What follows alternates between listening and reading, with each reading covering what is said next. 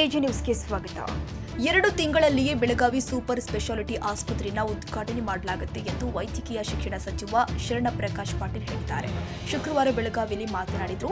ಕೆಲ ಸಿಬ್ಬಂದಿಗಳ ನೇಮಕಾತಿಗಳನ್ನು ಮಾಡಬೇಕಾಗಿದೆ. ಕೆಲ ಸಲಕರಣೆಗಳ ಖರೀದಿಗೆ ಟೆಂಡರ್ ಕರೆಯಲಾಗಿದೆ. 2 ದಿನದಲ್ಲಿ ಬರುತ್ತೆ.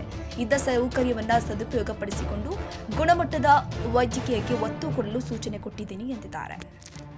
Because of that leak and idukoskar that block will be renovated at the cost of around 7 crore rupees.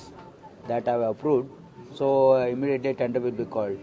And in the meantime, that block will be shifted in this new hospital. And ಇನ್ನೂ ಈ ಹಾಸ್ಪಿಟಲಲ್ಲಿ post sanction ಆಗಿದೆ. ನಾಳೆ post call for ಮಾಡ್ತಾ ಇದ್ದಾರೆ. Tender ಇಕ್ವಿಪ್ಮೆಂಟ್ಗೂ ಕರೆದಾಗಿದೆ. ಈಗ ಎಲ್ಲ equipment install ಆಗ್ತಾ ಇದೆ.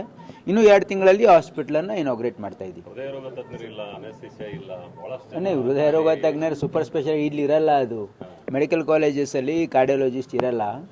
ಅದು ಸೂಪರ್ ಸ್ಪೆಷಾಲಿಟಿ ಆಸ್ಪತ್ರೆಯಲ್ಲಿ ಮಾತ್ರ ಇರ್ತಾರೆ. ಅನಸ್ತೀಸಿಯಾದಲ್ಲಿ ನಾನು ರಿವ್ಯೂ ಮಾಡಿದ್ದೀನಿ. ಇನ್ನೂ 4 ಈಗ ಇನ್ನೂ ಅದೇ ಅದಕ್ಕೇನೆ ಇದು ಈಗ ನಾವು ಇಲ್ಲಿ ಹೊಸ ಸೂಪರ್ ಸ್ಪೆಷಾಲಿಟಿ ಪ್ರಾರಂಭ ಮಾಡಿದ ಮೇಲೆ ಅದರಲ್ಲಿ ನ್ಯೂರೋ ಸರ್ಜನ್ಸ್ ಇರ್ತಾರೆ. ಕನ್ನಡಿಗರ ಮೆಚ್ಚಿನ ನಿಮ್ಮ ಎಜೆ 24/7 ನ್ಯೂಸ್ ಕನ್ನಡ ವಾಹಿನಿ ಇದೀಗ ಟಿವಿಯಲ್ಲಿ ಲಭ್ಯ. ವೇಳೆ ನೋಟಿಸ್ ಕೊಟ್ಟಿದ್ರೆ ವಾಪಸ್ ತಗೋತೀವಿ.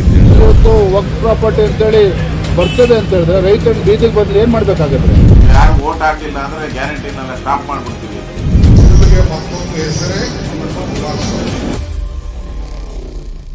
ಕರ್ನಾಟಕ ಮತ್ತು ದೇಶ ವಿದೇಶ 360 ಡಿಗ್ರಿ ಸುದ್ದಿ ಹಾಗೂ ಉತ್ತರ ಕರ್ನಾಟಕ ಬೆಳಗಾವಿ, ಬಾಗಲಕೋಟೆ, ಧಾರವಾಡ, ಹಾವೇರಿ, ಗದಗ, ಬಿಜಾಪುರ ಜಿಲ್ಲೆಯ ಕ್ಷಣ ಕ್ಷಣದ ವಿವರವನ್ನ ಪಡೆಯುವುದಕ್ಕೆ ಎಜೆ 24/7 ನ್ಯೂಸ್ ಕನ್ನಡ ವಾಹಿನಿಯನ್ನ ಲೈಕ್ ಮಾಡಿ, ವಿಡಿಯೋಗಳನ್ನ ಶೇರ್ ಮಾಡಿ, ಕಮೆಂಟ್ ಮಾಡುವ ಮೂಲಕ ನಮ್ಮ ವಾಹಿನಿಗೆ ಸಹಕಾರ ನೀಡಿ ಮತ್ತು ಚಾನೆಲ್ ಅನ್ನ ಸಬ್ಸ್ಕ್ರೈಬ್ ಮಾಡಿ. ಧನ್ಯವಾದಗಳು.